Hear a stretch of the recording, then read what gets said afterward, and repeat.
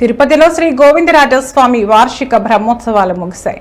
ఉత్సవాల చివరి రోజు స్వామివారికి అర్చకులు చక్రస్నానం వైభవంగా నిర్వహించారు. ముందుగా ఉదయం పల్లకీపై స్వామివారు ఆలయ 4 మాడవీధుల్లో ఊరేగించారు. భక్తులు అడుగడుగున కర్పూర హారతులు వెలిగించి స్వామివారికి మొక్కులు తీర్చుకున్నారు. ఇక సాయంత్రం అర్చకులు స్వామివారిని మాడవీధులలో ఊరేగించారు.